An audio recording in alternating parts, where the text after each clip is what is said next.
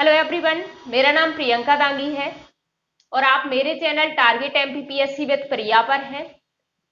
हम MPPSC mains का जो न्यू सिलेबस है उसमें पेपर सेकंड का पार्ट फर्स्ट कवर कर रहे हैं। उसमें यूनिट थर्ड पे हम आ चुके हैं और यूनिट थर्ड में हम स्थानीय स्वशासन जो हमारा टॉपिक था उसको कवर कर रहे हैं।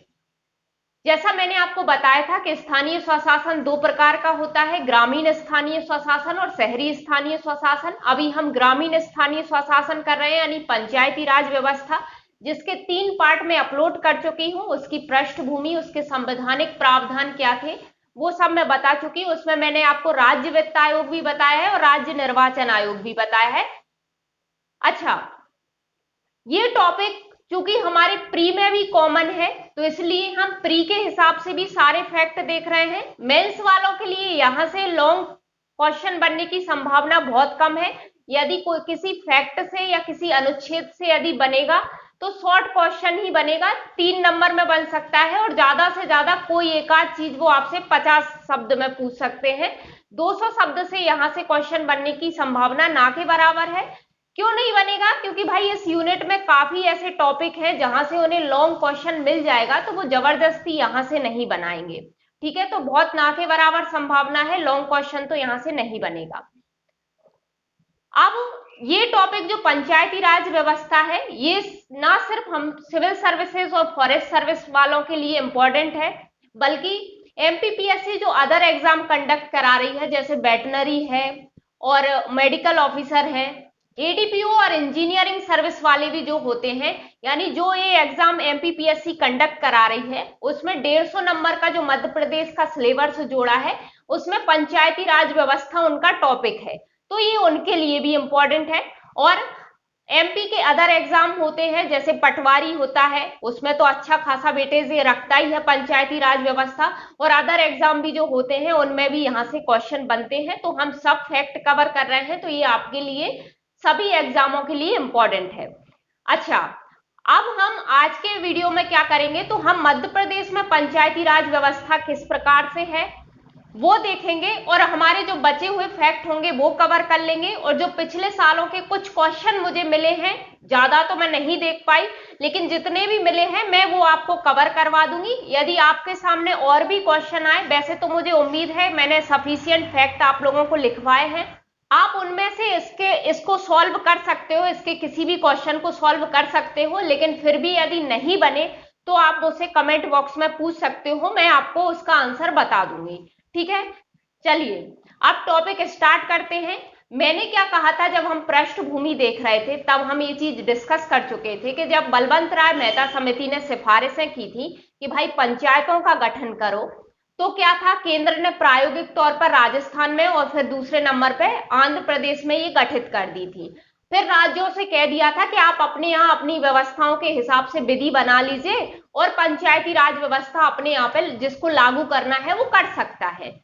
तो क्या हुआ कि इसी क्रम में 1956 में हमारा मध्य प्रदेश भी बन चुका था, तो हमारे मध्य प्रदेश ने भी, जब ये सब राज्य अपनी मर्जी से गठित कर रहे थे तो हमारे मध्य प्रदेश ने भी पंचायती राज व्यवस्थाओं को लागू करने के लिए विधि बनाई। ये विधि कौन सी थी, तो मध्य प्रदेश में सर्वप्रथम, मध्य प्रदेश में सर्वप्रथम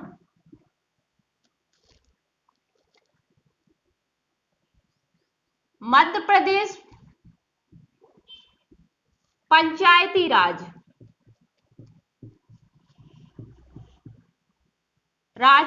अधिनियम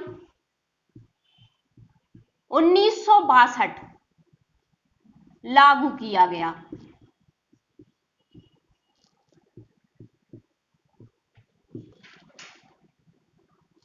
ठीक है, मतलब मध्य प्रदेश में, चाहे तो आप एक फैक्ट पूरा इस तरह से लिख लीजिए कि मध्य प्रदेश में पंचायती राज व्यवस्थाओं को स्थापित करने के लिए या पंचायती राज प्रणाली को की व्यवस्था करने के लिए मध्य प्रदेश में सर्वप्रथम क्या किया गया, मध्य प्रदेश पंचायती राज अधिनियम 1962 लागू किया गया। ये 1962 का अधिनियम है, ये बहुत अच्छे से याद रखना। क्वेश्चन इस तरह से आता है कि मध्य प्रदेश में सर्वप्रथम पंचायती राज व्यवस्था को लागू करने के लिए पहली बार अधिनियम कब बनाया गया, तो 1962 में, है ना। या पंचायती राज व्यवस्था के लिए कौन सा अधिनियम लाया गया था, तो मध्य प्रदेश पंचायती राज अधिनियम 1962। ठीक है, ये 62 जरूर याद रखना। ठीक है, अब ये अधिनियम आ गया। अब इस अधिनियम के तहत मैं क्या कह रही हूं, इस अधिनियम के तहत एक एक पॉइंट आप ध्यान से समझना, क्योंकि थोड़ा सा एक चीज भी आपकी यदि वर्ड इधर से उधर हुआ तो आपका जो क्वेश्चन है वो गलत हो सकता है। ठीक है, तो इस अधिनियम के तहत प्रथम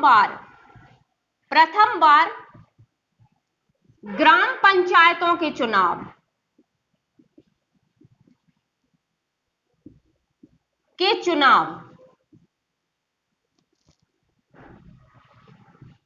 कब कराए गए, 1965 में। ठीक है, ये फैक्ट आप इस तरह से लिख लीजिए कि अच्छा, ये फैक्ट आप लिखते चलिए, क्योंकि ये फैक्ट है तो इसके लिए मैं आपको नोट्स टेलीग्राम पे नहीं दूंगी। ठीक है, तो इसमें आप क्या लिख लीजिए कि इस अधिनियम के तहत, इस तरह से एरो लगा के ही लिख लीजिए भले, या फिर पूरा लिख लीजिए कि मध्य प्रदेश पंचायती राज अधिनियम 1962 के तहत प्रथम बार ग्राम पंचायतों के लिए, है ना, ये ग्राम पंचायतें हैं, सिर्फ पंचायत मत लिखना, ग्राम पंचायतों के लिए चुनाव कब कराए गए, 1965 में। ठीक है, और इसी अधिनियम के तहत जनपद पंचायत के लिए चुनाव कब कराए गए,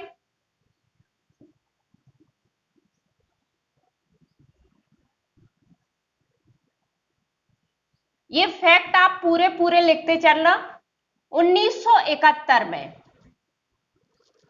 देखिए, एक पॉइंट आप ये लिख सकते हो, पहला वाला, कि ये जो अधिनियम था इसके तहत प्रथम बार ग्राम पंचायतों के चुनाव 1965 में कराए गए थे, और इसी अधिनियम के तहत जनपद पंचायत के लिए पहली बार चुनाव जो है वो 1971 में कराए गए थे।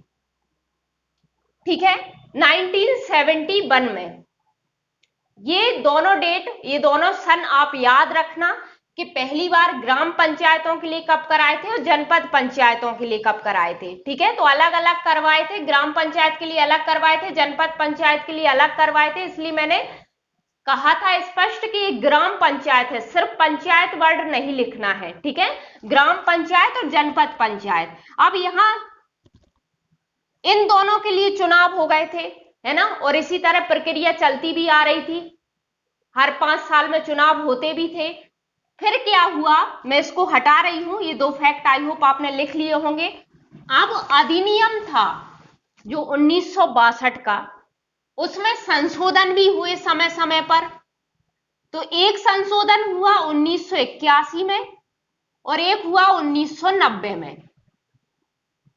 तो वैसे तो ये दोनों ही सन हमारे कोई काम के नहीं है, लेकिन यहां पे जो था 1981 में क्या किया था, ये फैक्ट बस लिख लीजिए कि मध्य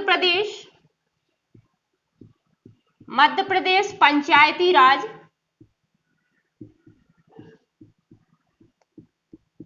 राज अधिनियम 1981, है ना, ये जो 1962 का अधिनियम था उसी का संशोधन था, ये अलग से नहीं आया था। ठीक है, उसी में संशोधन किया गया था। तो मध्य प्रदेश पंचायती राज अधिनियम 1981 में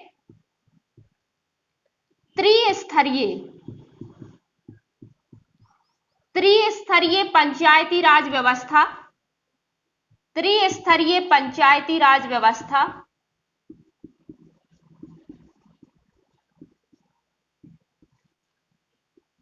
स्थापित करने का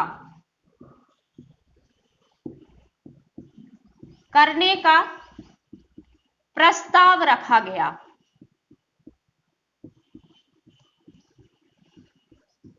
अब ये त्रिस्तरीय होती क्या है ये आपको समझ में आ जाएगी। अभी हमने क्या देखा कि 1962 में जो अधिनियम आया उसके तहत ग्राम पंचायतों में चुनाव कराए गए और जनपद पंचायतों में कराए गए, यानी 2 स्तरीय चुनाव हुए थे। जब 1981 में इस अधिनियम में संशोधन किया गया तो मध्य प्रदेश में पंचायती राज व्यवस्था कैसी होनी चाहिए, त्रिस्तरीय होनी चाहिए, ये प्रस्ताव रखा गया था इस अधिनियम में। ठीक है, यानी अभी कितने लेवल पे हो रहे थे, ग्राम और जनपद 2 लेवल पे हो रहे थे, अब तीसरे इसमें कहा गया कि नहीं 3 लेवल पे होना चाहिए। फिर वो एक बार 1990 में और संशोधन हुआ था, तो वो हमारे काम का नहीं है। ठीक है, अब ये व्यवस्था इस जो 1962 का अधिनियम था उसके तहत ये और उसमें संशोधन होके ये व्यवस्थाएं हमारे यहाँ मध्य प्रदेश में चलती रही, पंचायती राज व्यवस्था। अब क्या हुआ, अब संविधान में संशोधन हो गया, यानी 73वां संविधान संशोधन अधिनियम आ गया। तो अब क्या होगा, उसमें कहा गया था कि भाई प्रत्येक राज्य को अपने यहाँ क्या करनी है, पंचायत गठित करनी है, और उन्हें 1 साल का समय भी दिया था कि आपके यहाँ क्या है, यदि आपके यहाँ पहले से इस संबंध में कोई विधि और व्यवस्था है तो आप या तो 1 साल के बाद वो खुद ही समाप्त हो जाएंगी, या आपका कोई ऐसा प्राधिकारी है जो समाप्त कर सकता है उसे समाप्त कर देगा। ठीक है, और आपको फिर 73वें संविधान संशोधन के तहत जो व्यवस्थाएं की गई हैं उसके अनुसार प्रत्येक राज्य को अपने यहाँ पंचायती राज व्यवस्था लागू करनी है। जब हम संविधान में जो प्रावधान है वो पढ़ रहे थे तब हमने ये सब पढ़ा है। मैं मान के चल रही हूं कि आप पिछले वीडियोस देख के आए हैं। यदि आपको ये सारी चीजें पता है तो अच्छी बात है। ये सारी चीजें हम पिछले पार्ट में जो है वो डिस्कस कर चुके हैं जब हम इनके संवैधानिक प्रावधान पढ़ रहे थे। ठीक है, तो यही कहा गया था संविधान में। तो ठीक है, अब क्या हुआ कि ये व्यवस्था जो चल रही थी 1962 के तहत, अब क्या होना था भाई, इनको हटाना था और 73वां संविधान संशोधन लागू करना था। ठीक है, तो हमारा मध्य प्रदेश ऐसा पहला राज्य था जिसने 73वां संविधान संशोधन अधिनियम अपना लिया था। ठीक है, तो ये फैक्ट हमारे काम का है, मैं लिख देती हूं, आप लिख लीजिए। तो मध्य प्रदेश 73वां संविधान संशोधन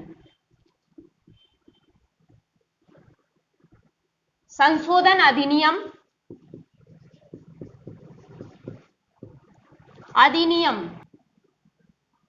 1992, ये अधिनियम कब का था, 1992 है ना। तो 73वां संविधान संशोधन अधिनियम अपनाने वाला प्रथम राज्य है। मतलब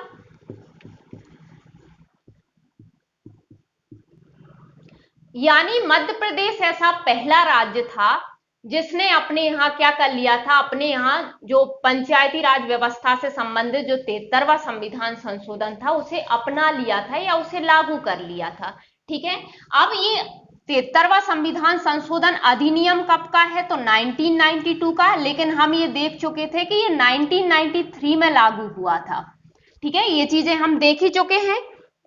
तो ये जब 1993 में लागू हुआ था और मध्य प्रदेश ने जब इसे अपनाया होगा, तो हम जब संवैधानिक प्रावधान पढ़ रहे थे तब हम देख रहे थे हर जगह हमसे कहा गया था कि क्या करेगा, उस राज्य का विधानमंडल विधि बना के ऐसी व्यवस्था कर देगा। कुछ भी हमसे इसी तरह कहा जा रहा था। तो जाहिर सी बात है राज्य के विधानमंडल ने यानी मध्य प्रदेश के विधानमंडल ने क्या किया होगा, इसके लिए विधि बनाई होगी। ठीक है, तो ये व्यवस्थाएं यानी पंचायती राज व्यवस्था लागू करने के लिए मध्य प्रदेश में जो विधि बनाई गई, तो क्या हुआ, कौन सी विधि बनाई गई थी, तो मध्य प्रदेश पंचायती राज अधिनियम 1993। अब चूंकि ये 93 में लागू हुआ था तो उसके बाद भाई जब लागू हो गया उसी के बाद अपनाया होगा ना, तो इसलिए 1993 में ही अपना लिया था, क्योंकि ये पहला राज्य था ना, इसने सबसे पहले 1993 में ही अपना लिया था, 93 में ही। ठीक है, चलिए, तो ये क्वेश्चन आपके लिए बहुत इंपॉर्टेंट है, ये फैक्ट आपके लिए बहुत इंपॉर्टेंट है। क्वेश्चन इस तरह से आता है कि 73वां संविधान संशोधन लागू करने के लिए मध्य प्रदेश में जो पंचायती राज अधिनियम लाया गया था वो कब लाया गया था, तो 1993 याद रखना, और वहां 1962 था जब पहला लाया गया था, और यहां मेंशन होगा कि 73वां संविधान संशोधन। ठीक है, और वहां सर्वप्रथम पूछे तो वो है ना। चलिए, अब जाहिर सी बात है जब ये अधिनियम बना, कानून बना, तो इससे पहले राज्य विधानमंडल विधेयक लाया होगा, है ना। किसी भी विधेयक को जब पारित कर देता है और राज्यपाल हस्ताक्षर कर देता है, उसी के बाद राज्य विधानमंडल द्वारा जो पारित विधेयक होता है वो अधिनियम बनता है। तो इसे हमारे यहाँ चूंकि राज्य विधानमंडल में सिर्फ विधानसभा है, ठीक है, तो विधानसभा ने जब इसे पारित किया था, विधानसभा द्वारा पारित, कब पारित हुआ था, ये डेट आपके लिए सारी ही बहुत इंपॉर्टेंट है, कई एग्जाम्स में पूछी जाती हैं, इसलिए मैं लिखवा रही हूं, ये आप लिख लीजिए सारे फैक्ट, ठीक है। तो ये जो अधिनियम था 1993 वाला, इसे विधानसभा द्वारा कब पारित किया गया था, तो ये विधानसभा द्वारा पारित कब हुआ, 30 दिसंबर 1993 को, ठीक है। ये डेट भी बहुत अच्छे से याद रखना, ठीक है, 30 दिसंबर 1993 को। अब इतने फैक्ट लिख लिए होंगे, मैं बाकी ये हटा रही हूं। अब हमने क्या देख लिया कि विधानसभा ने इसे कब पारित कर दिया, 30 दिसंबर 1993 में, ठीक है। होता क्या है कि कोई जो कानून आपके सामने बन के आता है तो उसकी प्रोसेस क्या होती है कि पहले जो कोई भी कानून होगा वो विधेयक के रूप में विधायिका में रखा होता है, और विधायिका से जब पास हो जाता है तो वो कहा जाता है, यदि केंद्र में है यानी संसद ने पास किया है, यदि विधायिका से मतलब हम यहाँ संसद का समझे तो राष्ट्रपति के पास जाएगा मंजूरी के लिए, और राज्य विधानमंडल की बात कर रहे हैं तो राज्यपाल के पास जाएगा, ठीक है। अब यथा स्थिति मतलब केंद्र में है तो राष्ट्रपति और राज्य में है तो राज्यपाल जब इस कानून पे, जब इस विधेयक पे हस्ताक्षर कर देता है तब इसे मंजूरी मिल जाती है और ये अधिनियम बन जाता है यानी कानून बन जाता है। फिर किसी भी डेट को वो लोग बता देते हैं गजट में अधिसूचना निकाल के कि इस डेट से ये हमने लागू मान लिया है, ठीक है। अच्छा, कुछ लोग मुझसे जानना चाह रहे थे ना कि आप छोटी छोटी बात क्यों बताते हो, यदि आप मेंस वालों को पढ़ा रहे हो, तो उनकी जानकारी के लिए मैं बता दूं कि मेरे साथ कुछ लोग ऐसे जुड़े हैं जिन्होंने पॉलिटी बिल्कुल नहीं पढ़ी है और जो प्री और मेंस की साथ में तैयारी कर रहे हैं, यानी ये शब्द उन्हें समझ में नहीं आते, इसलिए उन्होंने मुझे बोला है कि मैम आप कोई शब्द यदि ऐसा हो जहां हम फंस सकते हैं, हमें कंफ्यूजन हो सकती है, तो आप जहां तक हो सका करे आप उनको क्लियर कर दिया करिए, ठीक है। चलिए, वैसे मैंने उनको बोल रखा है जिनको मैं पर्सनली जानती हूँ या जो मुझसे जुड़े हुए हैं व्हाट्सएप के थ्रू, तो मैंने उनको बोल रखा है कि कोई भी दिक्कत आए तो वो मुझसे पूछ सकते हैं। लेकिन कुछ लोग ऐसे हैं जो मुझसे नहीं जुड़े हैं, तो इसलिए मैं उनके लिए यहाँ पे ये बता रही हूँ, ठीक है। अब हमने क्या देखा कि भाई विधानसभा ने पारित कर दिया, अब ये हम 1993 के अधिनियम के ही फैक्ट पढ़ रहे हैं, ठीक है, वहां तक हमने देख लिया। अब अगला फैक्ट हमको क्या लिखना है कि इसे राज्यपाल की मंजूरी कब मिल गई थी, ठीक है, क्योंकि राज्य की विधायिका ने पास किया था ना, तो इसलिए राज्यपाल की मंजूरी कब मिल गई थी, मतलब राज्यपाल ने हस्ताक्षर कब कर दिए थे इस पर, तो 24 जनवरी 1994, ठीक है, ये याद रखना, ये वाली डेट भी है ना, यानी इस दिन ये अब अधिनियम बन गया। पहले ये विधेयक के रूप में विधायिका से पास हुआ, अब इस दिन ये अधिनियम बन गया, ठीक है। अब आता है कि ये लागू कब से हुआ, तो ये पहली वाली डेट यानी पारित करने वाली डेट और राज्यपाल की मंजूरी वाली डेट यदि एक बार भूल भी जाओ तो चलेगा, लेकिन लागू जिस दिन हुआ था वो डेट आपको बिल्कुल नहीं भूलना है। तो ये लागू हुआ था 25 जनवरी 1994 को, ठीक है, ये डेट आपको गलती से भी नहीं भूलना है, ये तो आ ही सकती है, ठीक है। तो ये जो हमारे यहाँ मध्य प्रदेश में पंचायती राज अधिनियम बनाया था 73वें संविधान संशोधन को लागू करने के लिए, जिसके तहत हमारे यहाँ वर्तमान में पंचायती राज व्यवस्थाएं की व्यवस्था है, वो ये वाला अधिनियम था और ये लागू हुआ था 25 जनवरी 1994 को, ठीक है। चलिए आगे बढ़ते हैं। हुआ क्या कि इसमें भी कई बार संशोधन हुए, भाई आवश्यकता पड़ने पर समय समय पे यदि लगता है कि कहीं कुछ कमी रह गई है या कोई दिक्कतें सामने आती हैं, तो समय समय पर किसी भी नियम कानून में संशोधन होते रहते हैं, ठीक है, जैसी भी परिस्थितियां होती चलती हैं। तो इसमें भी कई बार संशोधन हुए, तो वो हमारे लिए उतने काम के नहीं है, इसलिए मैं उनको स्किप कर रही हूं, ठीक है, आप चाहो तो किसी भी बुक ले लेना, यदि आपको एक बार रीड उन्हें करना है तो भले ही कर लेना। ठीक है, तो वैसे मेरे हिसाब से वो इतने इंपॉर्टेंट नहीं है। तो इसमें कई बार संशोधन हुआ, और एक संशोधन कब हुआ था, 2001 में। तो वो हम देख लेते हैं। क्यों देख लेते हैं, क्योंकि वर्तमान में जो इस अधिनियम का नाम है वो उस संशोधन के तहत चेंज हो गया था। तो अब जो है वो मध्य प्रदेश का जो पंचायती राज अधिनियम है उसका नाम क्या है वो देख लेते हैं। ठीक है, मध्य प्रदेश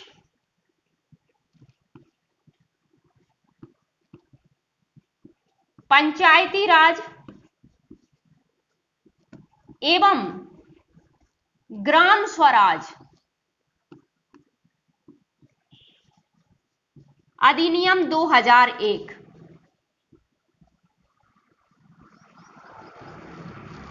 ठीक है, ये याद रखना, इस फैक्ट को आप इस तरह से लिख सकते हो कि 2001 में संशोधन के बाद इसका नाम बदल के अब क्या कर दिया है, मध्य प्रदेश पंचायती राज एवं ग्राम स्वराज अधिनियम, है ना। अब आपको ये अधिनियम इसी नाम से मिलेगा, यानी अब इस अधिनियम का नाम है मध्य प्रदेश पंचायत राज एवं ग्राम स्वराज अधिनियम 1993। तो बोर्ड पर ये 2001 सन देखकर कंफ्यूज मत होना। ये जो संशोधन अधिनियम आया था उसका ईयर है, जबकि हम नाम में उसका जो मूल अधिनियम था उसी का ईयर इस्तेमाल करेंगे, यानी 1993। ठीक है, ये चीज कंफ्यूजन ना हो इसलिए मैं यहाँ क्लियर कर रही हूं। अब जैसे कि मैंने कहा कि समय समय पर इसमें संशोधन भी हो गए, तो हम अभी का क्या स्ट्रक्चर है हमारी पंचायतों की, अभी की क्या व्यवस्था है पंचायतों की हमारे यहाँ मध्य प्रदेश में। हमें मध्य प्रदेश से ही मतलब है क्योंकि हमारे क्वेश्चन वहीं से बन के आएंगे। ठीक है, तो मध्य प्रदेश में पंचायती राज व्यवस्था किस प्रकार से है ये हम देख लेते हैं पहले, और साथ में उसको समझते भी चलेंगे। फिर जो बचे हुए फैक्ट होंगे हम बाकी कवर कर लेंगे। ठीक है, चलिए। अब हमने देखा था कि संविधान में क्या कहा था कि भाई प्रत्येक राज्य को 3 स्तरीय पंचायतों का गठन करना है, और वो 3 स्तर कौन से होंगे, जिला, मध्यवर्ती और ग्राम। यही कहा था 73वें संविधान संशोधन के तहत, संविधान में यही व्यवस्था की गई थी। तो हमने भी गठित किए मध्य प्रदेश में। जिला स्तर पे जो है उसे जिला पंचायत कहा जाता है मध्य प्रदेश में। मध्यवर्ती स्तर हमने क्या बोला था कि भाई मध्यवर्ती स्तर क्या होगा, ये राज्यपाल अधिसूचना जारी करके बता देगा। तो हमने मध्यवर्ती स्तर क्या माना है हमारे मध्य प्रदेश में, तो ब्लॉक को माना है। ठीक है, यानी ब्लॉक स्तर पे हमारे यहाँ क्या होती है, मध्यवर्ती स्तर की पंचायत गठित होती है, जिसे हम किस नाम से जानते हैं मध्य प्रदेश में, जनपद पंचायत। ठीक है, और ग्राम स्तर पे ग्राम पंचायत गठित होती है हमारे यहाँ। ठीक है,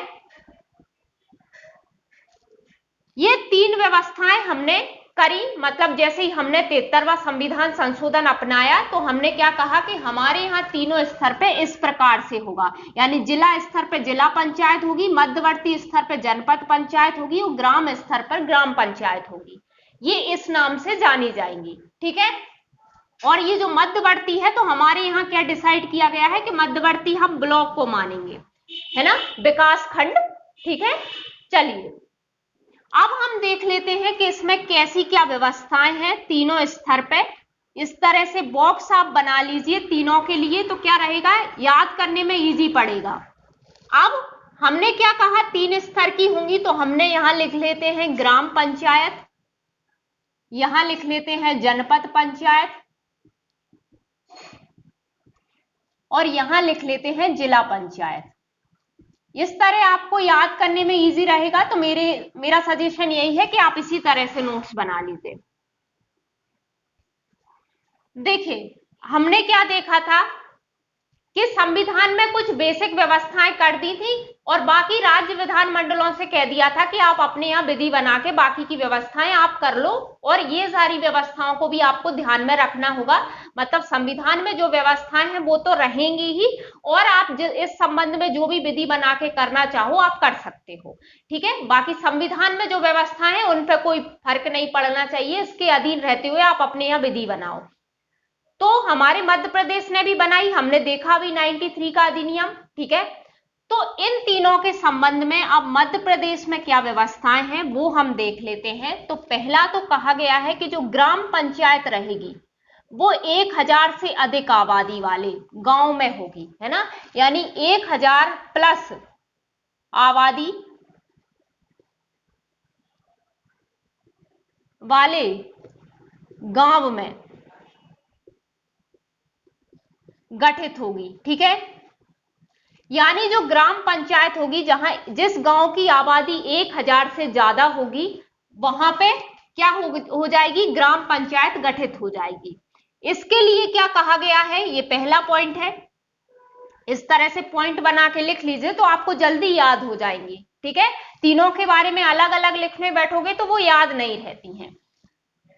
अब जनपद पंचायतों के लिए क्या कहा कि 5000 प्लस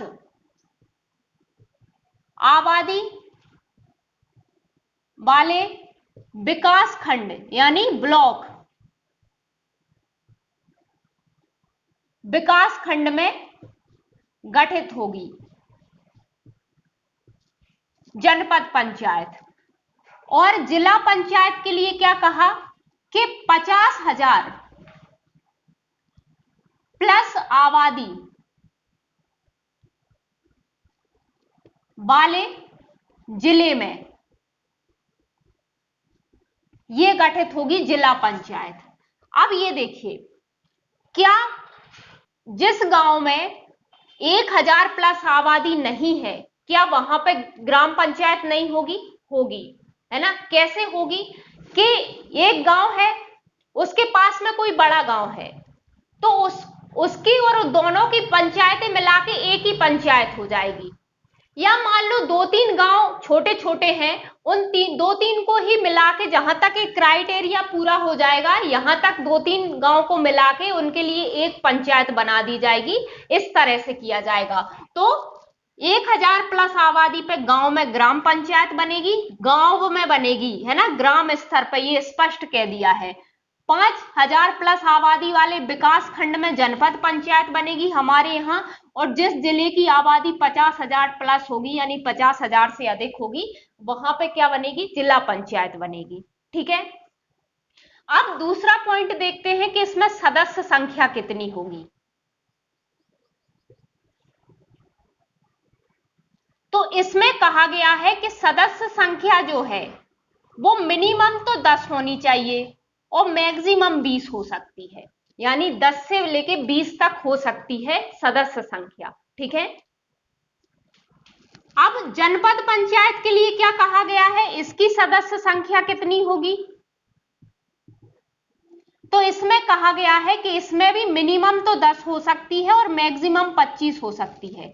भाई यहां पे जनसंख्या बढ़ गई ना, तो उस हिसाब से वार्ड भी बढ़ जाएंगे। यानी यदि आपसे इस तरह से पूछ लिया जाए कि ग्राम पंचायतों में वार्ड की संख्या कितनी से कितनी हो सकती है, तो मिनिमम 10 और मैक्सिमम 20, यानी 10 से 20 के बीच में हो सकती है क्या, वार्डों की संख्या।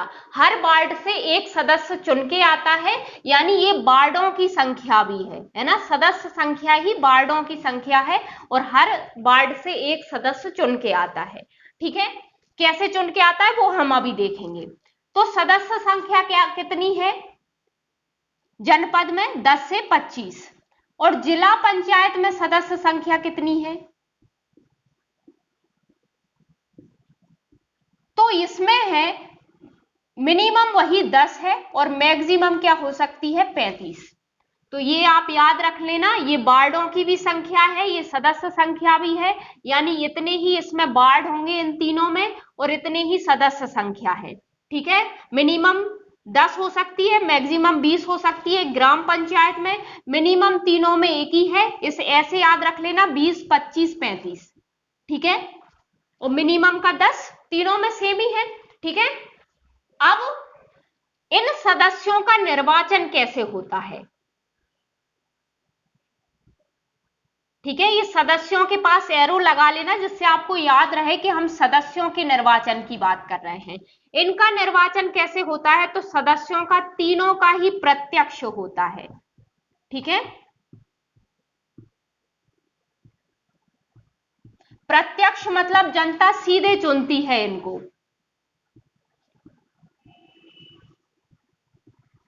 जनता सीधे वोट डालेगी और इनको चुनेगी। तीनों में ही सदस्यों का निर्वाचन कैसे होता है? प्रत्यक्ष होता है।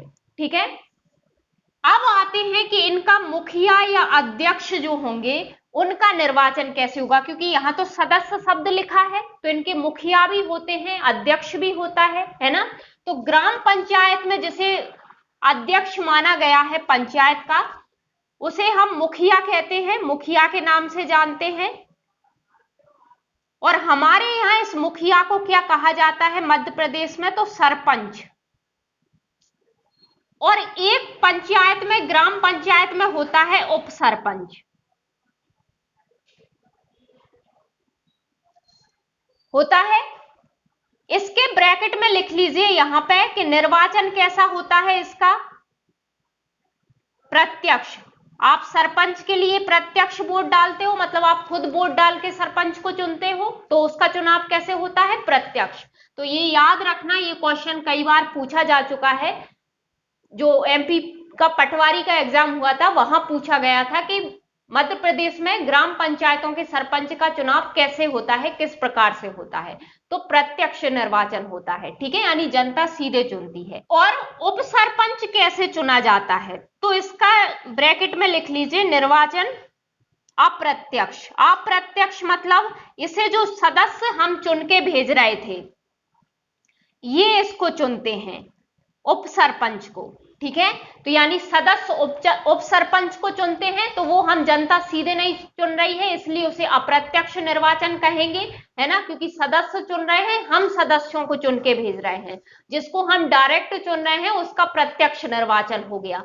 ठीक है, तो ये चीज होती है। कहीं भी ये शब्द आपको प्रत्यक्ष चुनाव और अप्रत्यक्ष चुनाव लिखा मिल जाए तो आप समझ जाना कि प्रत्यक्ष लिखा है मतलब जनता सीधे चुन रही है, और अप्रत्यक्ष लिखा है तो यानी जनता के चुने हुए प्रतिनिधि उन्हें चुन रहे हैं। ठीक है, चलिए अब इनमें कौन होते हैं? इसमें तो मुखिया होता है जिसे हम मध्य प्रदेश में सरपंच कहते हैं। ठीक है, इनमें कौन होते हैं? जनपद पंचायत में तो अध्यक्ष उपाध्यक्ष होते हैं, इनके मुखिया अध्यक्ष प्लस उपाध्यक्ष। इनका निर्वाचन कैसे होता है? तो इन दोनों का निर्वाचन कैसे होता है? अप्रत्यक्ष होता है। मतलब जो सदस्य हम चुन के भेज रहे थे इसके लिए, ये सदस्य इनको चुनते हैं, अध्यक्ष को और उपाध्यक्ष को। ठीक है, सेम इसमें है, जिला पंचायत में भी अध्यक्ष प्लस उपाध्यक्ष। इनका निर्वाचन भी अप्रत्यक्ष ही होता है, यानी जो सदस्य हम चुन के भेज रहे थे वो इनको चुनते हैं। ठीक है, आई होप कोई कंफ्यूजन नहीं है। यहां ध्यान रखना कि जो सरपंच था उसका चुनाव प्रत्यक्ष हो रहा था, बाकी उप सरपंच का कैसा हो रहा था? अप्रत्यक्ष। और इनका तो अध्यक्ष उपाध्यक्ष दोनों का ही कैसे होता है? अप्रत्यक्ष होता है। ठीक है, अब इनकी संरचना में क्या हो गया कि सदस्य हो गए, सरपंच हो गया, मुखिया हो गया और उप सरपंच हो गया। इन सदस्यों को ही क्या बोलते हैं? पंच, है ना। तो कहीं लिखा मिल जाए तो पंच मतलब ये सदस्य ही होते हैं। ठीक है, तो इनकी संरचना तो इतनी होती है ग्राम पंचायतों में। जनपद पंचायत और जिला पंचायत में सदस्य होते हैं और अध्यक्ष और उपाध्यक्ष होता है। इसमें भी सेम है, सदस्य होते हैं, अध्यक्ष उपाध्यक्ष होता है, और इन दोनों में पदेन सदस्य भी होते हैं। पदेन सदस्य मतलब भाई जो किसी और पद पे हैं और इनके भी सदस्य माने जाएंगे, ऐसा, है ना। सादा सी भाषा में आप ऐसे ही समझ सकते हो। जैसे नीति आयोग का पदेन अध्यक्ष कौन होता है? प्रधानमंत्री होता है है ना, तो वो है तो प्रधानमंत्री लेकिन अध्यक्ष वहां का वो माना जा रहा है। ठीक है, तो ऐसा। तो पदेन सदस्य कौन होते हैं? जनपद पंचायत का पदेन सदस्य कौन होता है? तो एक तो ये सरपंच होता है, ठीक है, और उस एरिया का जो विधायक होगा, जिस एरिया में जनपद पंचायत आ रही है उस एरिया का विधायक उसका पदेन सदस्य माना जाएगा। इसमें कौन आता है? तो इसमें जनपद पंचायत का अध्यक्ष,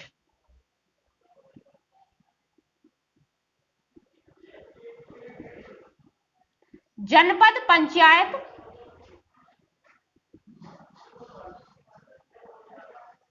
का अध्यक्ष प्लस उस एरिया का विधायक प्लस उस एरिया का सांसद,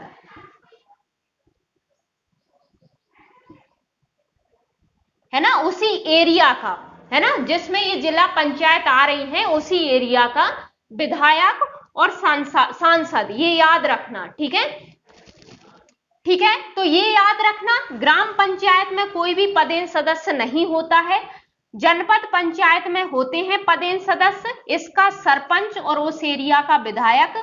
और जिला पंचायत में पदेन सदस्य कौन होता है? तो जनपद पंचायत का अध्यक्ष प्लस उस एरिया का विधायक, उसी एरिया की बात कर रहे हैं ना, और उसी एरिया का जो सांसद होगा वो इसका पदेन सदस्य माना जाएगा। ठीक है, तो ये इनकी व्यवस्था है मध्य प्रदेश में, इतनी चीजें हमारे काम की हैं, तो ये आप ऐसे ही बना लीजिए, आई एम श्योर आपको जल्दी से याद हो जाएगा, कहीं कोई कंफ्यूजन नहीं होगी। आबादी यहाँ 1000, 5000, 50,000 ऐसे याद रखना। ठीक है, गांव में बन रही है, ब्लॉक स्तर पे बन रही है और जिले में बन रही है। ठीक है, सदस्य संख्या मिनिमम सब में 10 ही है और मैक्सिमम 20, 25 और 35। ठीक है, सदस्य सबके प्रत्यक्ष ही चुने जा रहे हैं, कोई कंफ्यूजन नहीं है।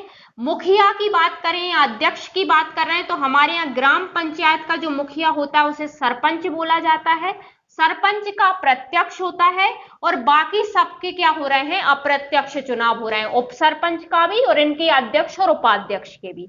ठीक है, पदेन सदस्य इसमें कोई नहीं होता है, इसमें 2 होते हैं, इसका सरपंच यानी इसका मुखिया जाता है और विधायक, और इसमें इसका मुखिया जाता है प्लस विधायक और सांसद। ठीक है, आई होप कोई कंफ्यूजन नहीं होगी। अच्छा, अब कुछ छोटे बचे हुए छोटे छोटे फैक्ट हैं, हम उनको और कवर कर लेते हैं, कुछ क्वेश्चन हमें मिले हैं वो कर लेते हैं। यहां तक कि मध्य प्रदेश में पंचायतों की कैसी व्यवस्था थी, क्या उनकी पृष्ठभूमि रही, ये हम देख चुके हैं। ठीक है, चलिए अब हम क्या करते हैं, कुछ जो बचे हुए फैक्ट हैं उनको देख लेते हैं और बाकी फिर कुछ प्रीवियस ईयर के कुछ क्वेश्चन मेरे पास हैं, मैं वो करवा देती हूँ सॉल्व आपको। बाकी आप लोग भी देख लेना, प्रीवियस ईयर के पीएससी के तो कर ही लेना, और अदर एग्जाम्स जो कंडक्ट होते हैं उनमें भी क्वेश्चन आते हैं, यदि वो भी आपको कहीं से मिलते हैं तो वो भी कर लीजिए, क्योंकि वो पीएससी में भी आ सकते हैं आगे। ठीक है, चलिए, तो एक फैक्ट हमारा है, ये लिख लीजिए कि मध्य प्रदेश ऐसा पहला राज्य है जिसने जनता को स्थानीय स्वशासन में राइट टू रिकॉल का अधिकार दिया है। ठीक है, हम देख ही चुके थे कि राइट टू रिकॉल का अधिकार है हमारे पास।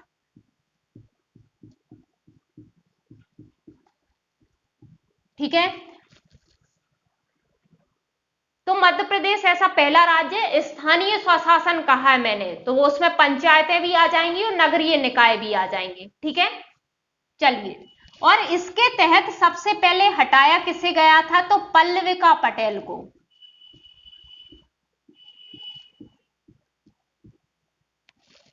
कहां पे हटाया गया था? तो अनूपपुर तहसील की एक पंचायत थी वहां पे।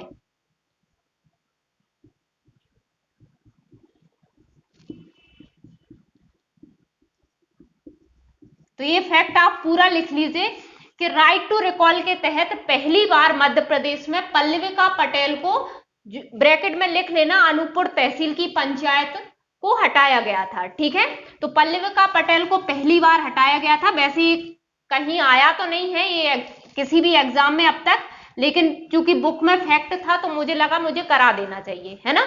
चलिए, तो ये 2 फैक्ट हो गए हमारे। है ना, एक राइट टू रिकॉल देने वाला पहला राज्य है और राइट टू रिकॉल के तहत पहली बार पल्लविका पटेल को हटाया था।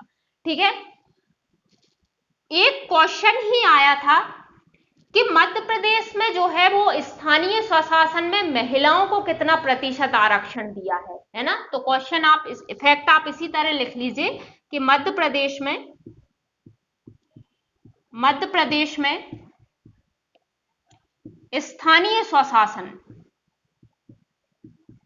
स्थानीय स्वशासन में महिलाओं को आरक्षण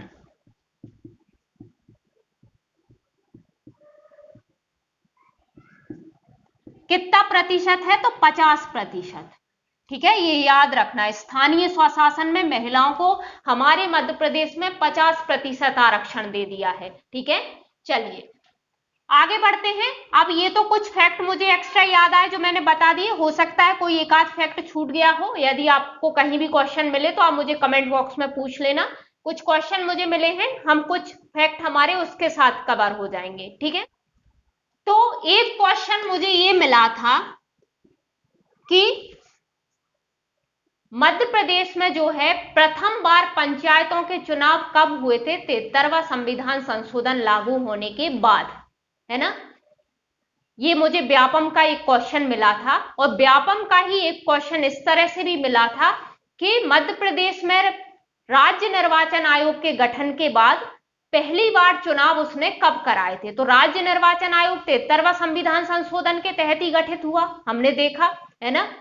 तो दोनों ही क्वेश्चन का आंसर एक ही है, पूछने का बस तरीका अलग अलग है। ठीक है, तो क्वेश्चन क्या है कि मध्य प्रदेश में 73वां संविधान संशोधन लागू होने के बाद पहली बार चुनाव कब कराए गए पंचायतों के लिए। ठीक है, और दूसरा क्वेश्चन मैंने क्या कहा कि राज्य निर्वाचन आयोग के गठन होने के बाद मध्य प्रदेश में पंचायतों के लिए पहली बार चुनाव कब कराए गए। तो कब कराए गए थे, 1994 को, है ना। तो इसका आंसर हमारा हो जाएगा 1994। ये क्वेश्चन मैं लिखवा नहीं रही हूं, इतने बड़े बड़े लिखवाऊंगी, मैं बोलते चलती हूं। ठीक है, तो ये 1994 में था, पहली बार चुनाव कराए। अच्छा, अब ये तो हुए थे फर्स्ट टाइम। ठीक है, अब जो लास्ट हुए, मतलब लास्ट से मतलब जो पिछले हुए हैं, पिछले लेटेस्ट जो भी हैं, अब जो होंगे वो अलग बात है। ठीक है, तो अभी कब हुए थे, 2014 में। अब आप सोच रहे होंगे कि हर 5 साल में होते हैं, तो 2022 आ गई। तो जी हाँ, 22 आ गई है, महामारी के चक्कर में होने थे लेकिन नहीं हो पाए हैं, कोविड आ गया था इसलिए। तो लास्ट अभी जो है वो 2014 में ही हुए थे। और ये कौन सी बार हुए थे, तो ये 5th बार हुए थे। तो पीएससी हमसे ये क्वेश्चन पूछ चुकी है 2019 में कि राज्य निर्वाचन आयोग के गठन के बाद अब तक उसने कितने चुनाव करवा लिए हैं मध्य प्रदेश में, इस तरह का क्वेश्चन था। ठीक है, तो 5 बार करवा लिए हैं, अब जो होंगे वो 6वीं बार होंगे। तो ये दोनों ही क्वेश्चन आप लिख लीजिए। ठीक है, चलिए दोनों ही फैक्ट आप लिख लीजिए कि पहली बार कब हुए, और अब 2014 में जो लास्ट हुए थे वो 5वीं बार हुए थे। चाहे तो ऐसे लिख लीजिए 2014 में 5वीं बार हुए थे। अब जब हो जाए तो वहां भी अपना फैक्ट ऐड कर लेना कि अब जो चुनाव हुए हैं, जैसे 2022 में होते हैं, 23 में होते हैं, वो 6वीं बार हुए हैं। ठीक है, चलिए, तो हो सकता है क्वेश्चन अब जब चुनाव आ रहे हैं तो आपसे इस तरह से भी पूछ लिया जाए कि अब जो चुनाव हो रहे हैं पंचायतों के लिए वो कौन से बार होंगे। ठीक है, तो अब 6वीं बार होंगे। चलिए अगला फैक्ट देखते हैं, सॉरी अगला क्वेश्चन देखते हैं। एक क्वेश्चन आया था व्यापम के ही एग्जाम में। भाई व्यापम के टाइम टाइम पे काफी एग्जाम होते हैं, वो हमारी पीएससी तो साल 2 साल में एक बार आती है ना। तो इसलिए क्वेश्चन मुझे वहां से ज्यादा मिल गए थे तो मैंने उठा लिए वहां से। चलिए, उसमें पूछा गया था कि प्रथम जो मध्य प्रदेश का राज्य वित्त आयोग था, मध्य प्रदेश का प्रथम राज्य वित्त आयोग, ये हम पढ़ चुके हैं, राज्य वित्त आयोग ने अपनी रिपोर्ट कब सौंपी थी?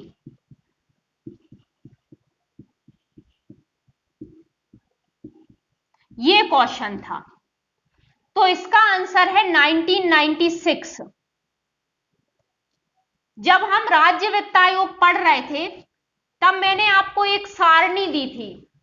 मैंने बोला था कि आरबीआई की साइट से मुझे मिली है, उसकी इमेज मैंने आपके साथ शेयर की थी, उसमें ये डेट थी है, ठीक है। तो 1996 में क्या हुआ था, इसने अपनी रिपोर्ट दी थी, ठीक है। और वैसे भी उस जो सारणी मैंने आपको दी थी उसमें मैंने उस पर सर्कल बना दिया था कि उसकी रिपोर्ट कब आई है, उसका कार्यकाल। अच्छा, कार्यकाल पूछ लिया जाए तो देखो होता क्या है कि गठन होता है, वो अपनी सिफारिशें करता है और उसकी सिफारिशें 5 साल के लिए लागू होती हैं, तो वो अवधि को उसका कार्यकाल माना जाता है।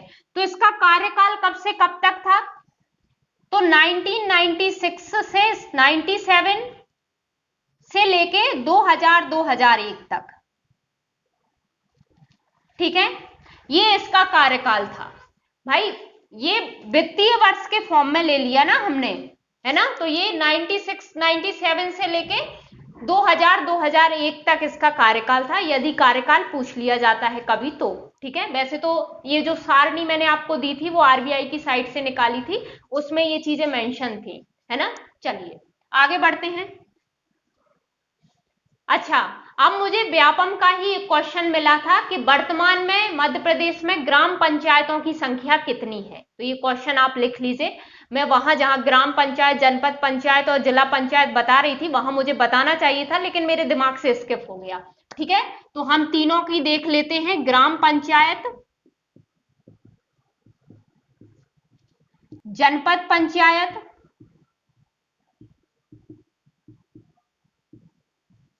और जिला पंचायत।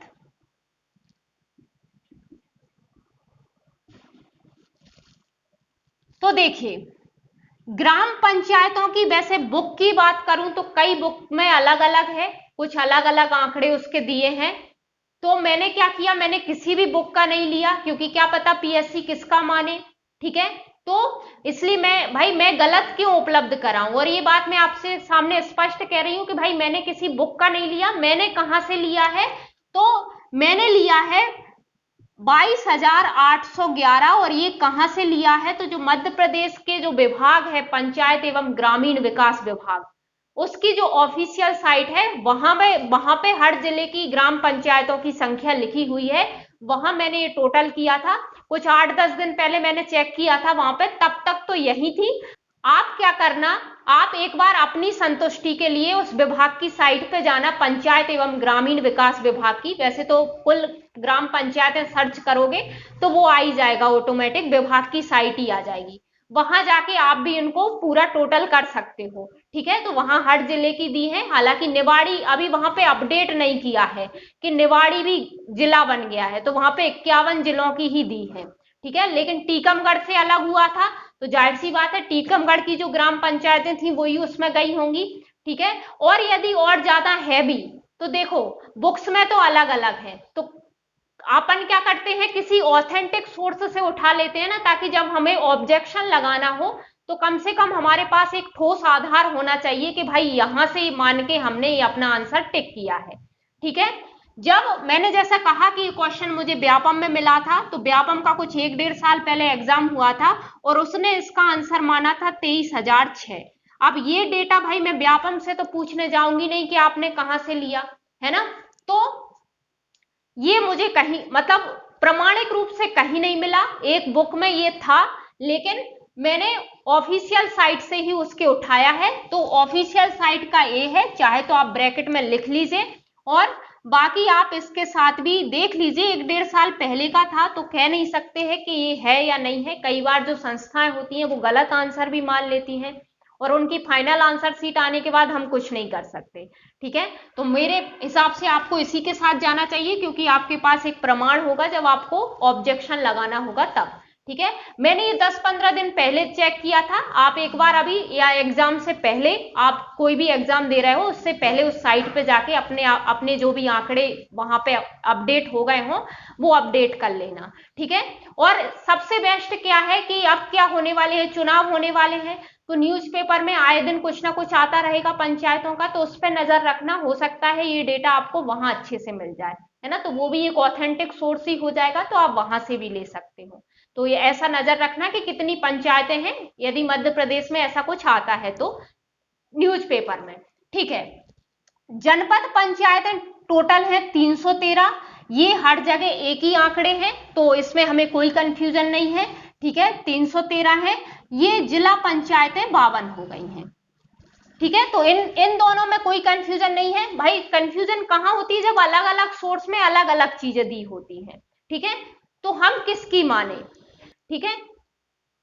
तो इसलिए मैं यहाँ पे कह रही हूं कि ये आपके लिए आधार अच्छा यही रहेगा, क्योंकि पंचायत विभाग की ही साइट है, तो जाहिर सी बात है उसका तो वो लोग मानेंगे ही ना, भाई आपने उस पर अपडेट क्यों नहीं किया, है ना।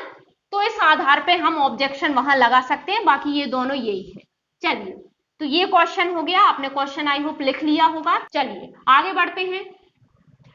कुछ क्वेश्चन ऐसे हैं जो हम कवर कर चुके हैं, जैसे कि स्थानीय स्वशासन का जनक कौन था, तो लॉर्ड रिपन, है ना। तो ये क्वेश्चन हम कर चुके हैं, तो इसलिए उन क्वेश्चनों को मैं दोबारा रिपीट नहीं करूंगी, क्योंकि हम वो फैक्ट के रूप में कवर कर चुके हैं, ठीक है। और सीधा फैक्ट है, इसमें समझने जैसा कुछ है नहीं, तो आपको समझ में भी आ जाएगा।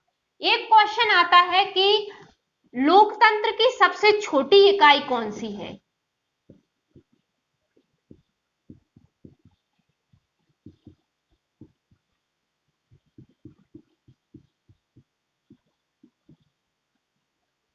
तो इसका आंसर होता है ग्राम पंचायत। ये लोकतंत्र की सबसे छोटी इकाई है, ठीक है। एक क्वेश्चन मुझे मिला था कि मध्य प्रदेश में ग्राम स्वराज योजना कब लागू हुई थी। ग्राम स्वराज योजना कब लागू हुई। तो ग्राम स्वराज से रिलेटेड कुछ भी याद आ जाए, कुछ भी आ जाए, आपसे कुछ भी पूछ लिया जाए, तो आप 2001 तो याद रखना ही, ठीक है।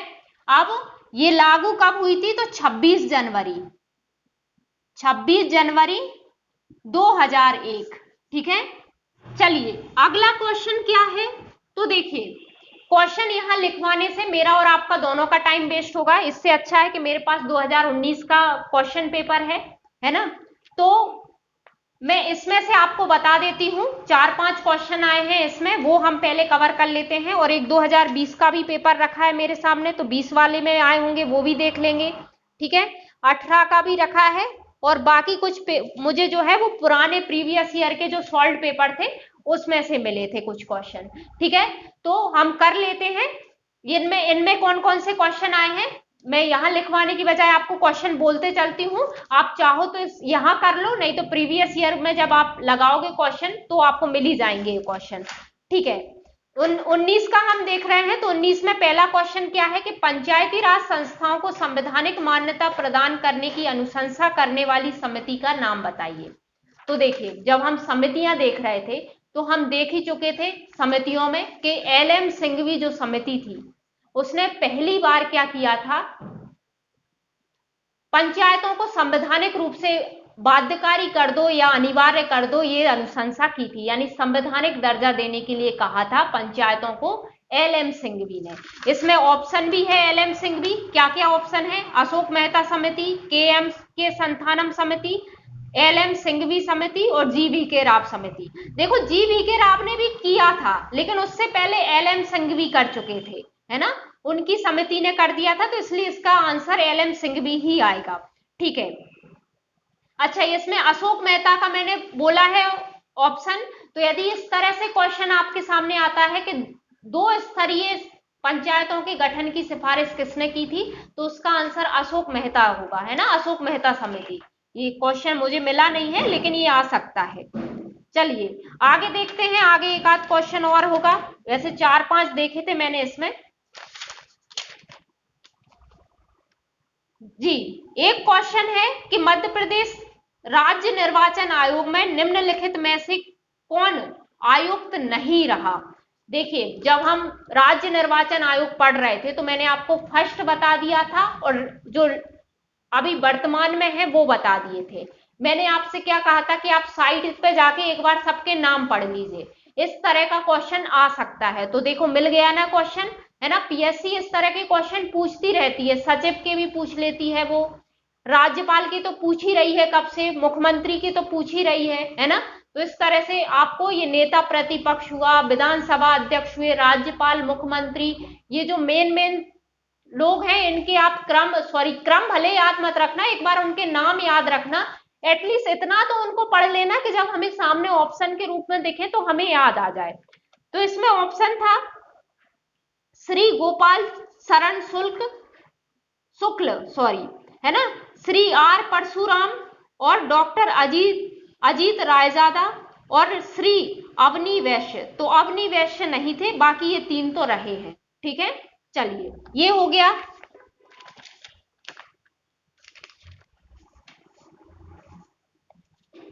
एक क्वेश्चन था कि मध्य प्रदेश राज्य निर्वाचन आयोग के गठन के पश्चात कितनी बार पंचायतों के आम निर्वाचन हो चुके हैं। तो ये हम देख ही चुके हैं, अभी 5 बार हो चुके हैं 2014 तक। 2019 का ये पेपर है तो तब तक 5 बार ही हुए थे, है ना। तो इसमें ऑप्शन थे 3, 4, 5, 6। ठीक है, तो 2019 तक, और फिलहाल अभी 2022 में भी जब हम खड़े हैं तो अभी तक 5 बार ही हुए हैं। लास्ट अभी जो हुए थे वो हुए थे 2014 में, उसके बाद नहीं हुए। ठीक है, एक अगला क्वेश्चन है कि राज्य निर्वाचन आयोग जो है उसके नगरीय निकायों के निर्वाचन का संचालन किस अनुच्छेद के तहत किया जाता है। तो देखिए इसमें ऑप्शन है 243 के, 243 एल, 243 एम और 243 एन। वैसे तो क्या होता है कि जो नगरीय निकाय हैं उनके निर्वाचन जो होते हैं वो अनुच्छेद 243 जेड ए में है, लेकिन इसमें वो ऑप्शन ही नहीं है और पीएससी ने ये क्वेश्चन डिलीट भी नहीं किया था, है ना। उसने आंसर क्या माना था, 243 के। तो इसके दो कारण हो सकते हैं, या तो क्या हो सकता है कि सबको पता है कि भाई निर्वाचन आयोग काय में है, 243 के में है, और वही नगरीय निकायों के निर्वाचन करवाता है, तो सबने ही ये ऑप्शन सिलेक्ट किया होगा, तो किसी ने ऑब्जेक्शन ही नहीं लगाया होगा। या फिर हो सकता है कि 243 जेड ए में ये लिखा है कि 243 के में जो राज्य निर्वाचन आयोग होगा वही नगरीय निकायों के लिए निर्वाचन करवाएगा, यानी 243 के का कहा गया है वहां पे कि उसमें जो राज्य निर्वाचन आयोग होगा वही इसका निर्वाचन संचालन करवाएगा। तो उस आधार पे इसका आंसर 243 के और उसने माना होगा। ठीक है, चलिए फिर अगला है कि संविधान के कौन से भाग में पंचायती राज से संबंधित प्रावधान सम्मिलित किए गए हैं। तो भाग 9 में, जब से चिल्ला चिल्ला के भाग 9 पढ़ रहे हैं, है ना, काफी क्वेश्चन आए थे 2019 में। मैंने कहा है कि ये टॉपिक बहुत इंपॉर्टेंट है ना, और कभी एक आध दो तो आपको जनरली देखने मिल ही जाते हैं। चलिए, और इसमें आई थिंक नहीं है, अब इसमें नहीं है ना, इतने ही थे। अब चलिए 2020 वाले में देख लेते हैं यदि इसमें कोई क्वेश्चन है तो। 2020 में एक क्वेश्चन है कि मध्य प्रदेश में नगर पालिकाओं में अनुसूचित जनजाति हेतु स्थानों के आरक्षण का प्रावधान भारत के संविधान के निम्नांकित में से किस अनुच्छेद के अंतर्गत आता है या किया गया है। देखिए अभी हमने नगर पालिकाएं पढ़ा तो नहीं है ना, लेकिन यहां मैं आपको बता देती हूं ताकि हमें दोबारा ना देखना पड़े इसको।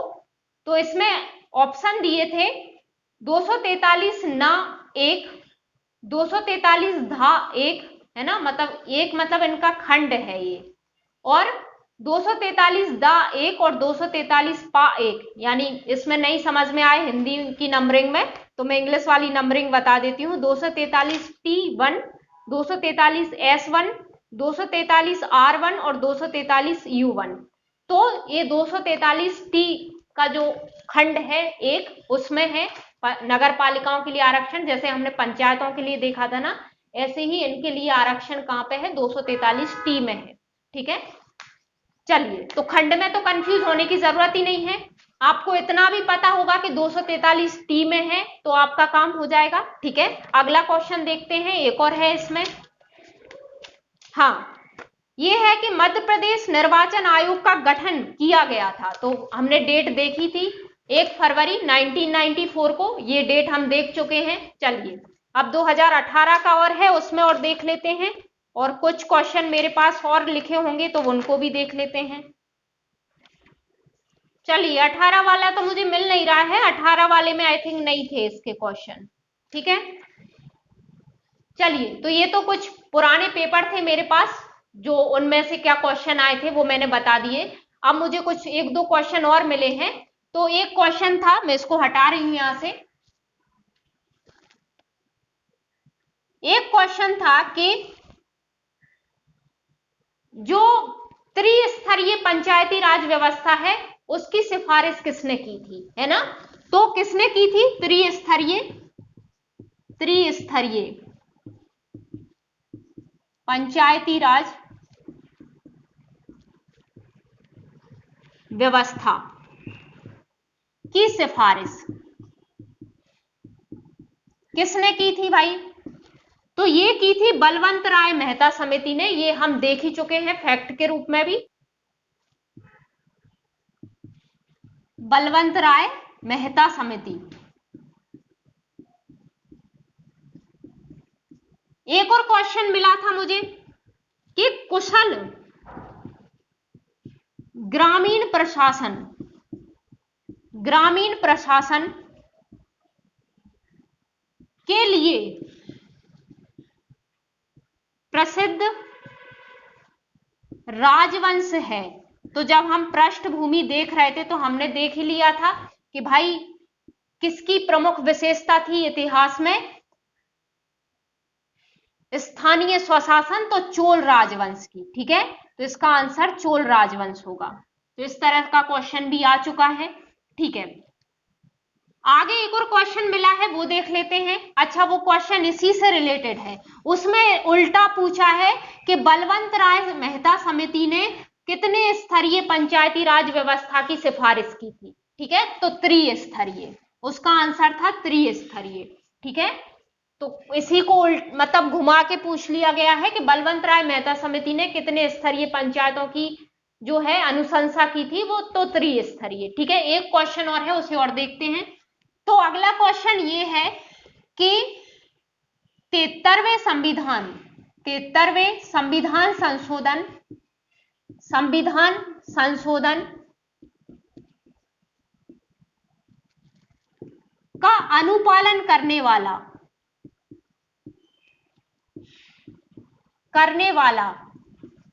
प्रथम राज्य कौन सा था? तो ये तो मैंने आपको अभी बताया है कि हमारे मध्य प्रदेश ने इसे पहली बार अपनाया था, है ना? मतलब फर्स्ट टाइम हमारे मध्य प्रदेश ने इसको अपना लिया था। तो ये कुछ क्वेश्चन थे जो मुझे मिले थे, ये प्रीवियस ईयर में आपको भी मिल जाएंगे। आप जब प्रीवियस ईयर के क्वेश्चन लगाओगे तो ये आपको भी मिल जाएंगे। मैंने सोचा मैं आपके साथ शेयर कर लूं, डिस्कस कर लूं ये चीजें। कोई भी सॉल्व पेपर वगैरह कुछ भी ले आइए, प्रीवियस ईयर के पेपर आपको लगाने ही चाहिए। इससे आइडिया मिलता है कि हम जो पढ़ रहे हैं वो सही दिशा में पढ़ रहे हैं कि नहीं पढ़ रहे हैं। ठीक है, चलिए, और कोई क्वेश्चन हो, आपको और कोई फैक्ट मिले, समझ में नहीं आए, तो आप मुझे कमेंट बॉक्स में पूछ सकते हो। थैंक यू सो मच ये वीडियो देखने के लिए। आई होप आपके लिए वीडियो हेल्पफुल है। यदि ये वीडियो आपके लिए हेल्पफुल है तो प्लीज इसे लाइक कीजिए, शेयर कीजिए, और चैनल को सब्सक्राइब नहीं किया है तो सब्सक्राइब कीजिए। Thank you so much.